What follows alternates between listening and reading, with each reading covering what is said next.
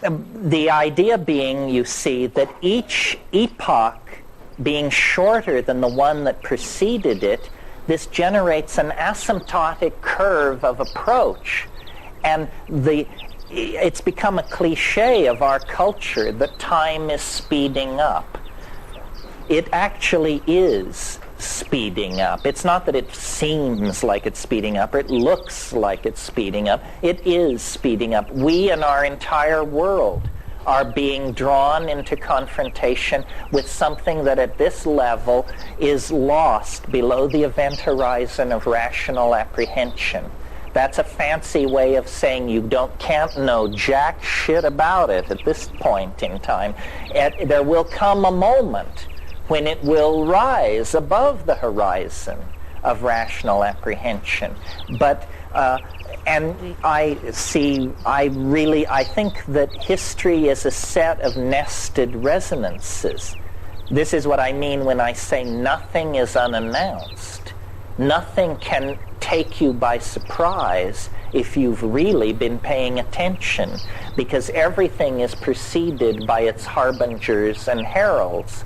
And we are living in an era now where there is a great deal of apocalyptic expectation, anticipation, and hysteria for several reasons. First of all, because Christianity just is hysterical in all times and places. Second of all, there's a built-in goose in the calendar because we're approaching a millennial year, and that always exacerbates this Christian thing outrageously because of the promise made, amen, amen, I say to you, this generation shall not pass away before I return to, clean your plow or whatever it is.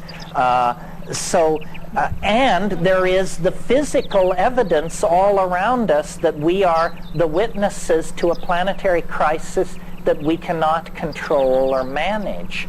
I mean, it's very hard to believe that we could manage ourselves back into a steady state. I mean, yeah, the Jews are talking to the Arabs and they're trying to get things straightened out in South Africa, but what about the global population curve? What about the degrading atmosphere? I mean, you don't necessarily, you're just as dead even if you're not killed by a racist or a fascist. So we can get certain problems under control, but it seems certain problems are beyond our control. Also, there's another level to all this, which is when you take cores from the Greenland ice or make side-ranging radar maps of the Canadian Shield, you discover that we are not the only force for disruption and chaos wandering around the universe looking for trouble. The universe is an incredibly chaotic and unstable place. Planetesimal impacts on the Earth have reset the biological clock at least 3 times in the last billion years. What we have been living through for the past 50,000 years is an unusual era of metastability, and it has allowed us to create a global civilization.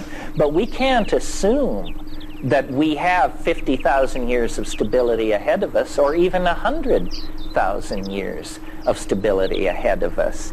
And finally, this curious resistance to the idea of the end of the world always amuses me, because maybe the world will end and maybe it won't end. But have you ever noticed that the end of your world is an absolute certainty? You're going to go into the yawning grave, and rather soon, I should suspect, and possibly sooner than you're prepared for. So quibbling over the end of other people's world seems like a philosophical argument compared to the certainty of your own finality. Yeah.